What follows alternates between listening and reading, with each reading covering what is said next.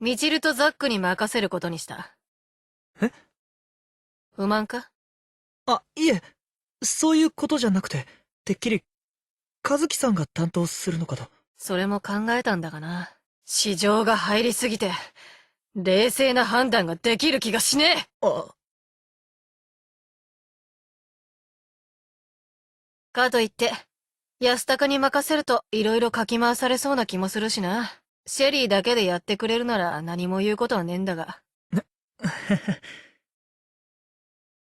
ミチルも入れ込みすぎるところはあるが、それは想定内だ。私もフォローする。身内を回収するってのは、ミチルの今後を考えると、乗り越えなくちゃいけない壁なんだよ。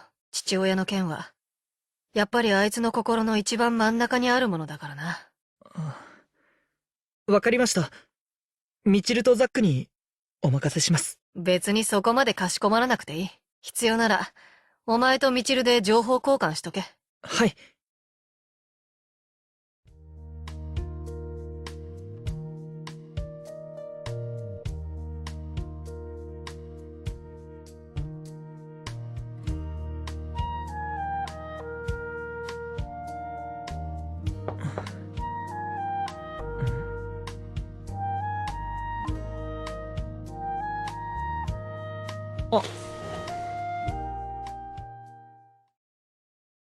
ザックよしよしよしよしよし。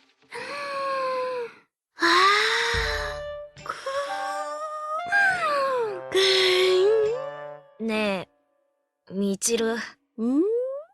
見られてるんだけど。見られてるって何が？僕ら、見られてるんだけど。誰に？司に。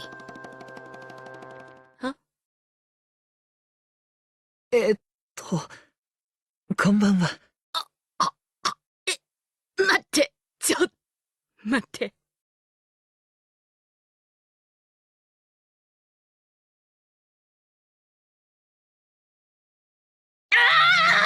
なんで？何してるの？なんで人の部屋覗き見してるの？ノックはしたんだけど。今の見た？ねえ、見たの？見てないわよね？見てないって言って！見た。見てないって言いなさいよ！どうせエルにもバレてるんだし、今さら司にだけ口止めしても意味ないでしょ？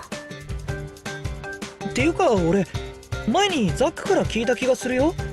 ミチルのスキンシップが激しいって。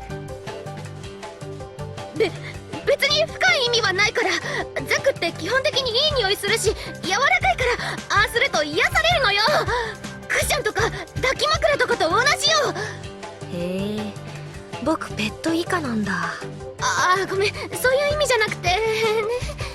普段のミチルからは想像できない顔してたね。あんた年頃の女子の部屋を覗き見しといて何笑ってんのよ。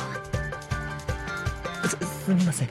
このことは他言無用だから、誰かに喋ったら許さないから。はい。でもさっきザックが言ってたけど、エルさんにはもうバレてるわけだよね。うん、そう。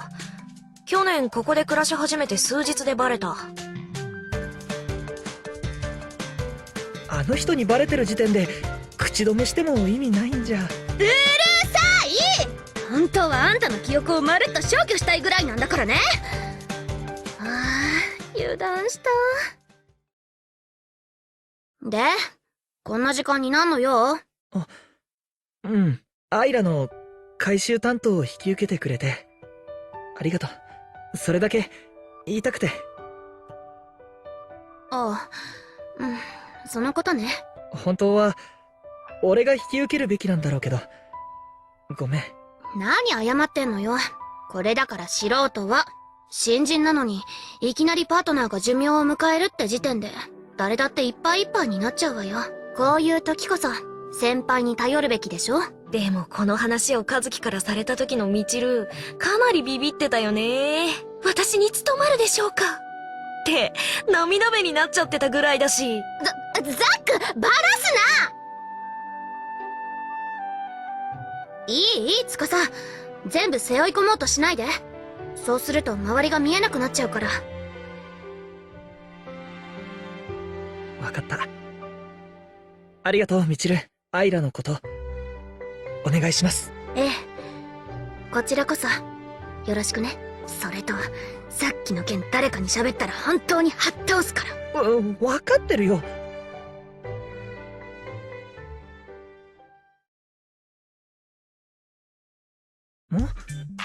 どうしたの？みちるのじゃれ合い、見ちゃったんでしょ？じゃれ合いってあのスキンシップのこと？アイラも知ってたんだ。壁薄いので、たまに声が聞こえるよ。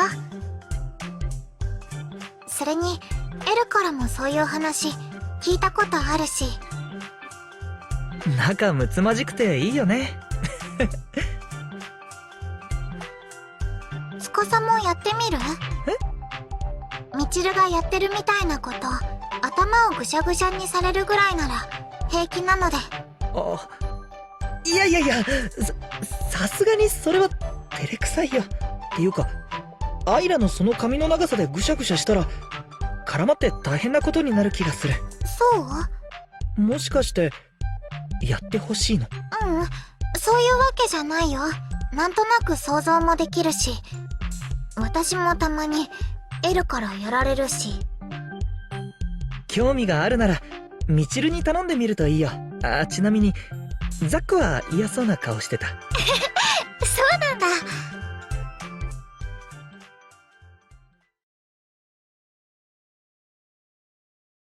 アイラの回収担当みちるになったって？うん、聞いた。みちるに言われたよ。背負い込みすぎるなって。先輩に頼れって。みちるとザックは司と私にとっては教育係だもんね。そうだね。みちるたちに任せれば大丈夫。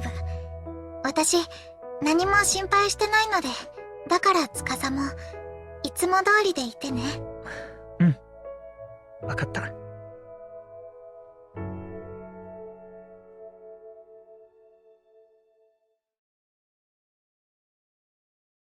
じゃあ、お先にね、司。うん、頑張って。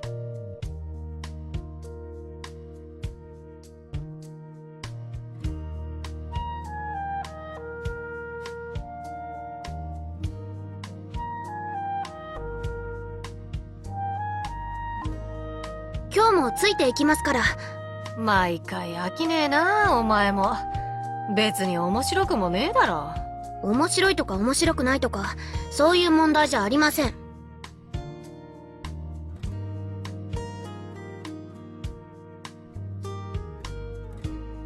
だいたいな、お前ぐらいの年頃なら、仕事帰りにはもっと同世代の連中と遊びに行くもんだぞ。そうですか？やっぱり社会人になると学生やってる子たちとは全く合わなくなりますけど。同世代ならそこにもいるだろうが。俺ですか？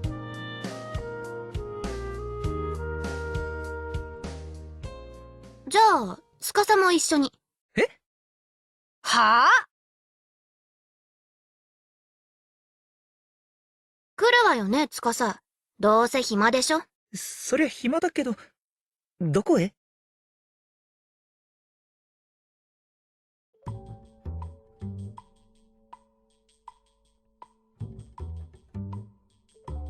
たく、お前ら二人とも物好きだな。ね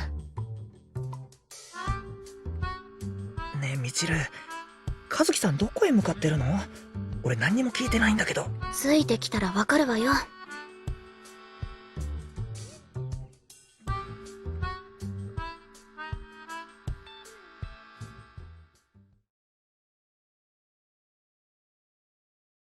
ようドクター、今日もよろしく。この二人は付き添いな。邪魔なら返すから言ってくれ。お邪魔します。お邪魔します。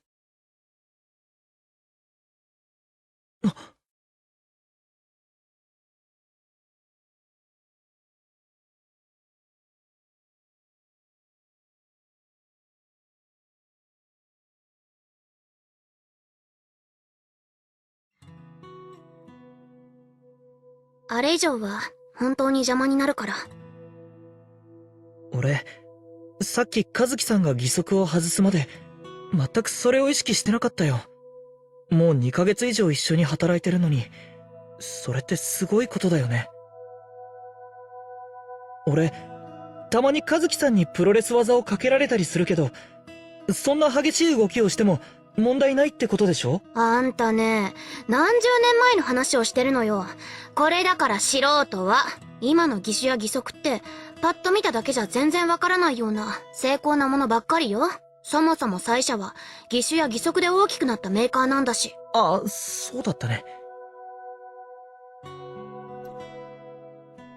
じゃあ、和樹さんの義足も？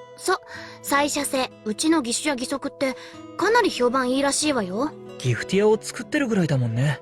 そう。だからあんたが見分けをつけられなくても、別に恥ずかしいことじゃないってこと。いつも和樹さんについてきてるの？そうね。って言っても月に一度よ。和樹さんは気にするなって言ってくれるけど、やっぱり私のせいだから。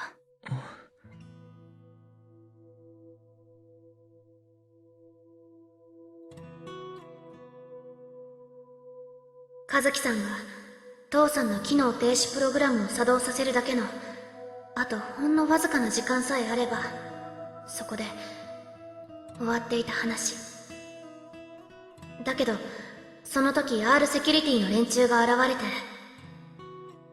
あいつら、和樹さんや私の話なんて聞こうともしなかった。とにかく強引に父さんを排除しようとした。それで刺激されたのか、父さんが私に襲いかかってきて、それをかばった和樹さんが足に大怪我を負って。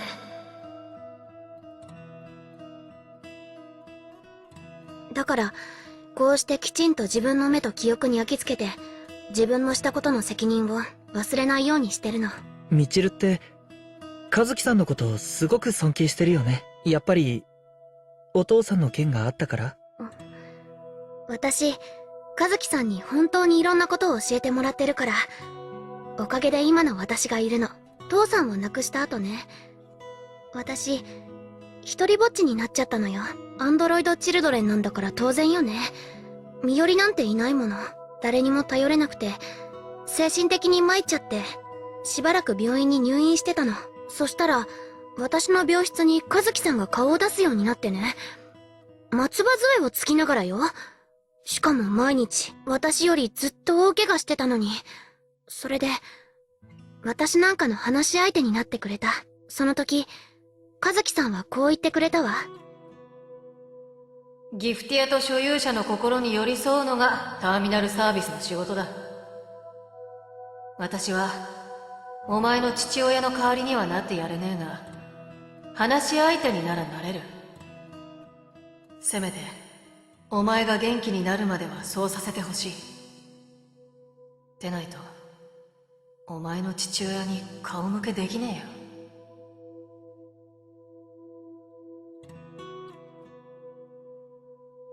所有者と回収対象の気持ちに寄り添う。そういうこと。私はそんな和樹さんを見て、ターミナルサービスに入りたいって思ったの。というより、和樹さんの下で働きたいって思った。だからこそ、和樹さんの足の怪我からは、目をそらしちゃダメだって、自分に言い聞かせてるわけ。立派だな、みちるは。前にも言ったけど。っていうか、なんで司が泣いてるのよ。だって。どうして私も懲りずにまたあんたに話しちゃったのかしら。ミスった。今のは忘れて。綺麗さっぱり。いい？無理だって。無理じゃない。忘れなさいって。みちる、つかさ。何やってんだお前ら。いや、これは。今、みちるがいかに和樹さんのことを尊敬しているかっていうのを教えてもらっていたところです。バラすな！お前な、恥ずかしいからあんまり私のこと喋るなよ。すいません。でも、私は別に恥ずかしくありませんから。ま、そう言ってもらえる身としちゃありがたいけどな。期待してるぞ、みちる。はい。司もな。はい。それと二人とも、アイラのこと、よろしくな。はい。わかってます。よし。いい時間だし、お前ら飲みに行くか。それはちょっと。え、なんだよ、みちる。たまにはいいだろ。いいえ、もう帰らないと寮の門限が。司、あとは任せたわ。ちょっと。それじゃあ和樹さん、お疲れ様でした。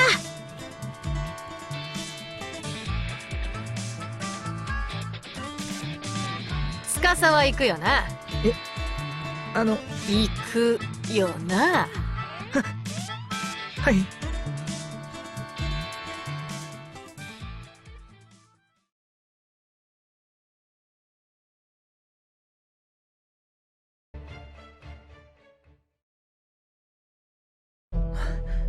大丈夫？私はね、その足。単にひねっただけ。私の心配なんて必要ないわ。そう？本当に無理してない？大丈夫。ありがとう。みちる。アイラ、悪いんだけど、ザックの様子見てきてくれない？あ、ザックっていうか、エルね。様子を見に行ったまま帰ってこないのよ。親父さんたちの迷惑になるかもしれないから、もし見つけたら連れ戻してきて。わかった。何か飲む？あったかいお茶でも飲んだら落ち着くよ。あ、それならアイラにハーブティーを入れてもらえばよかったな。あ、なんならエルさんを連れ戻すのは俺が行ってこようか。みちる？待って。ちょっと待って。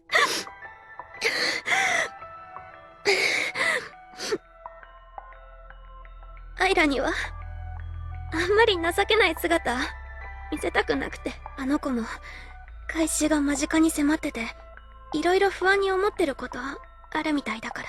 みちる。俺が、できることはある？じゃあ、ちょっとこっち来て。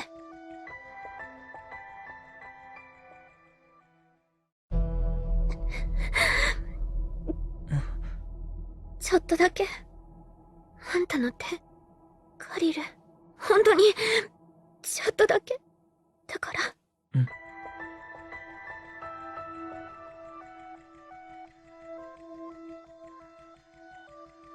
大丈夫。きっとザックは大丈夫だよ。親父さんが何とかしてくれる。まさか、こんなことになるなんて。どんな状況だったの？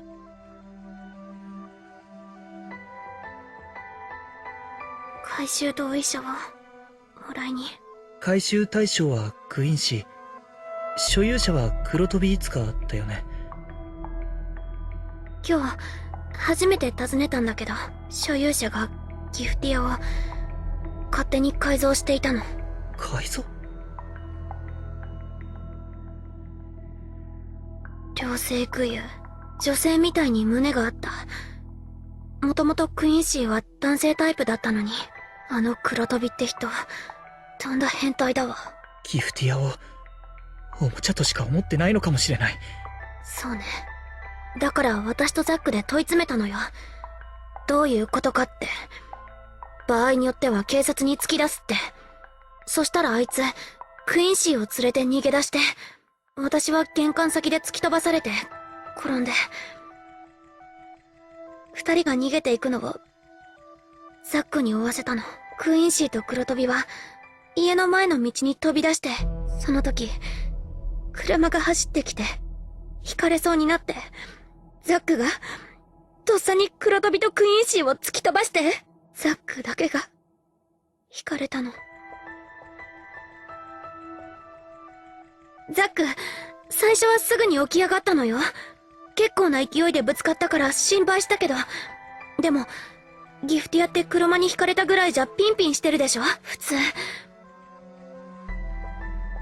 なのにしばらくして、急に、眠るように意識を失って、私がどれだけ名前を呼んでも、あの子、目を覚まそうとしないの。どうしてそうなったのか、私全然わからなくて。ねえ、ザックは助かるわよね。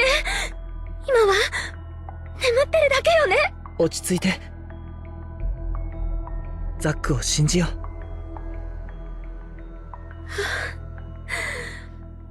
ダメね、私。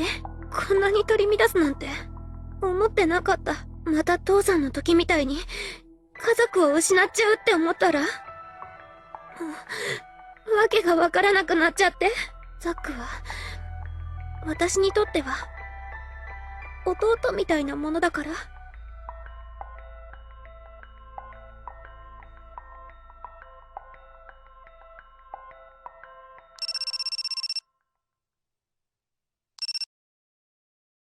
はい。司、今はミチルと一緒か？ええ、すぐ横に。様子はどうだ？大丈夫です。黒飛びとクインシーはこっちで捕まえた。黒飛びは警察送り。クインシーはこのまま回収する。ミチルにも伝えておいてくれ。わかりました。今回の件は、ミチルのせいじゃないってこともな。はい。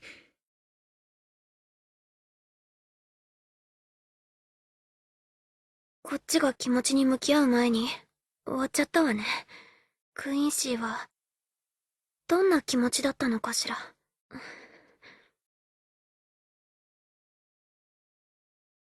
ギフティアの所有者は、優しい人ばかりじゃないんだね。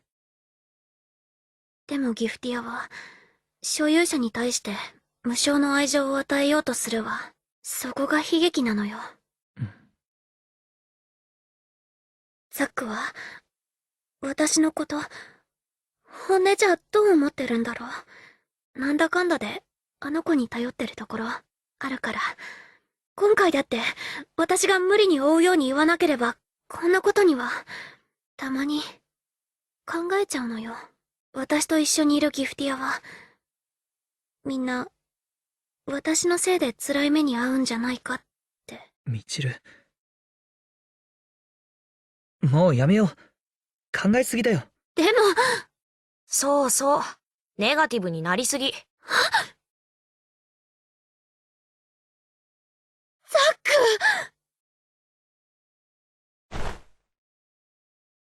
うわっちょっとザック！よかった。無事で。本当に心配したんだからね。バカ！大げさだってば。でも、意識が回復してよかった。もう大丈夫なの？親父さんもメンタチームの人も大丈夫だって言ってた。意識を失ったのは外部からの強いショックを受けて一時的にアルマがダウンしただけなんだって。私がマーシャの時に気を失ってたのと似たような状態みたい。そうそう。そんなに深刻なものじゃないってさ。そうなんだ。とにかくよかった。っていうかミチル、いつまでしがみついてるの？暑苦しいんだけど。うるさい！もしかして泣いてる？うるさいって言ってるでしょ！もうちょっとだけこうさせなさいよね。はあ、まあいいけどさ。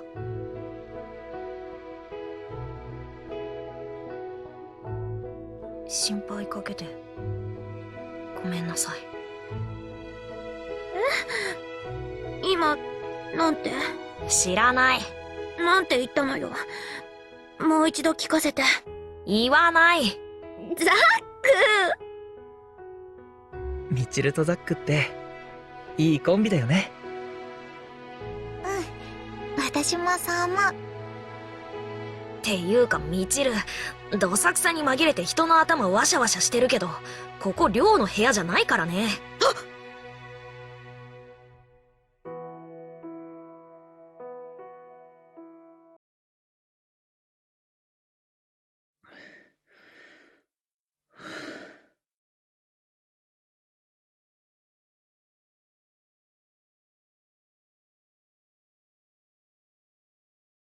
はよう、つかさ。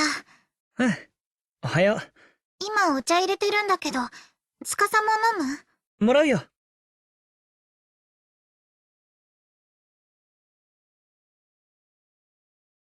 はあ、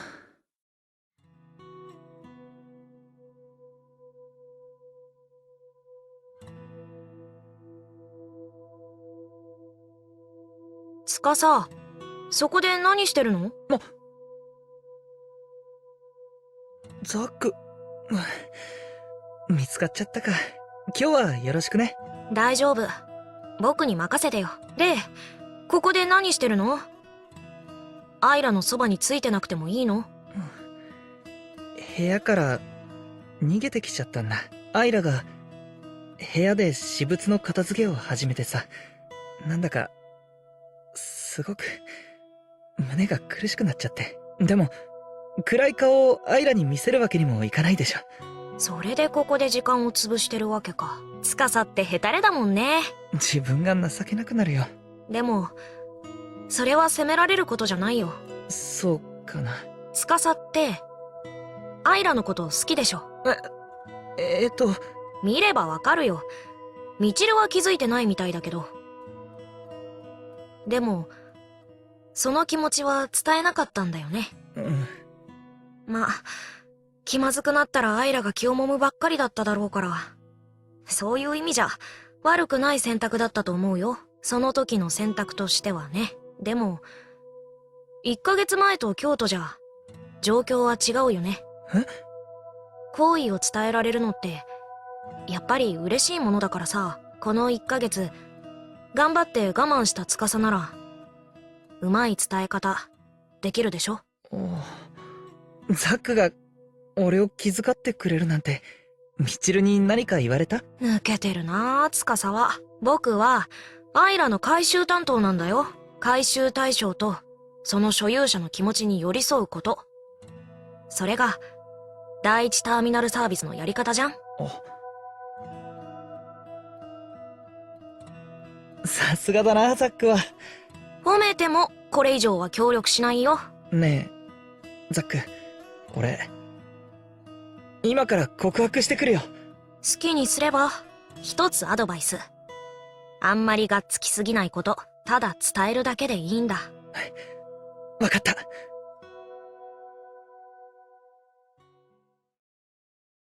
ラ！ごめん！大丈夫。ちょっと待ってね。もういいよ。そんなに急いでどうかした？まだ時間はあるけど。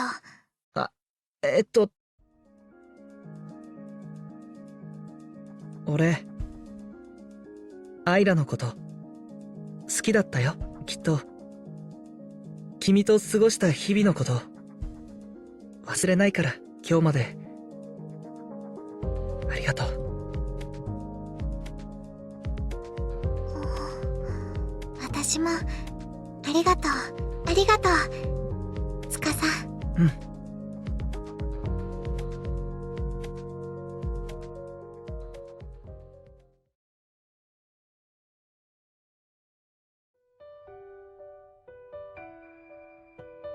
出発する前に二人だけで話があるの。私に？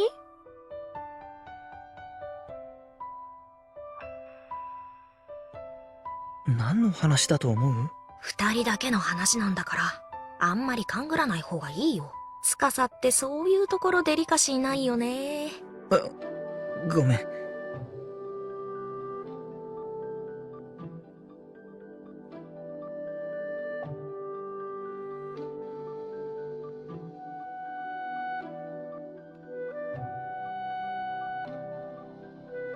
アイラとは1年の付き合いだったわよね。実際にはもっと前からつながりはあったわけだけど、寮でお隣さんになってアイラが一人暮らししてるって知って、私結構何度もアプローチしたのよ。一緒に会社に行こうって誘ったり、作ったお菓子をお裾分けしようとしたり、休みの日に一緒にどこか出かけようって誘ったり。ことごとく断られてたけどね。ごめんなさい。別に責めてるわけじゃなくて、その頃のことを考えたら、やっぱり、司と組んでからのアイラは、変わったなって思って。最初は私、すごく心配してたんだから、司みたいな新米ペーペーの若い男の子とアイラを組ませたら、アイラがひどい目に遭っちゃったりするかもしれないって。最初は特に厳しかったよね。俺が寮で暮らすのも反対されたし。当たり前でしょ？司ぐらいの年頃の男の子は、絶対に変な下心があるに決まってるんだから。ひどい決めつけだな。司とアイラで取っ組み合いしたら、アイラが簡単に勝っちゃうと思うよ。何しろギフティアだから、司ぐらいコテンパンだよ、コテンパン。私は、パートナーをコテンパンにはしたくない。あくまで、戦ったらの話。今となっては余計な心配だったわね。司は、最初の頃はともかく、ちゃんと誠実だったし、アイラも、明るくなっていったし、素敵なコンビだったと思う。みちる。ありがとう、みちる。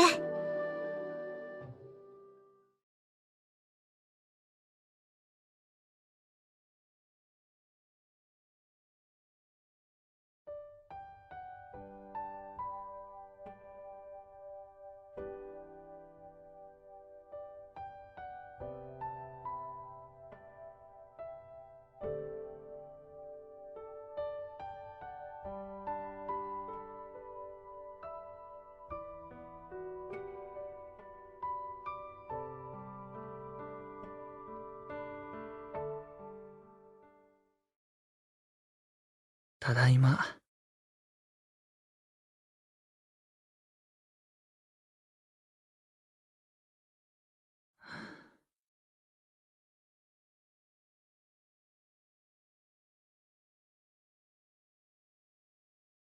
司、いる？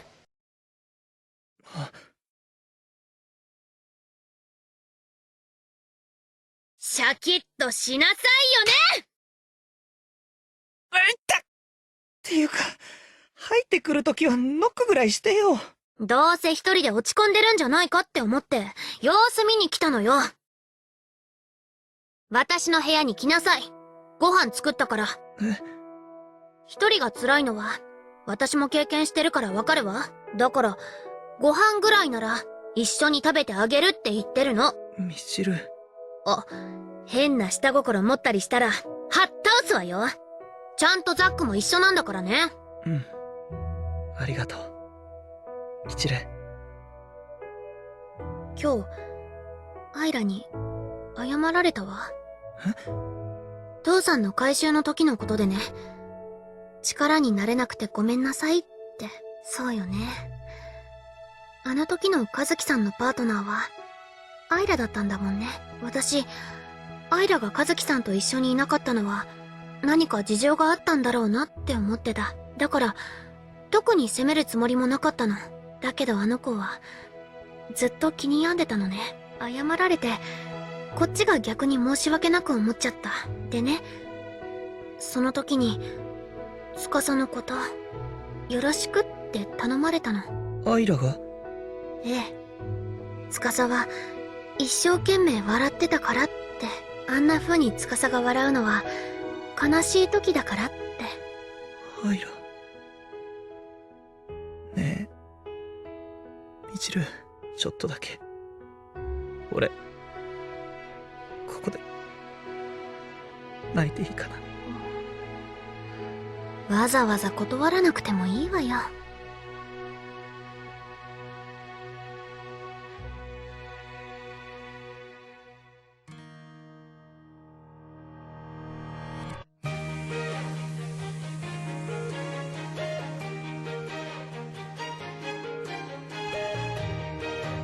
おはよう。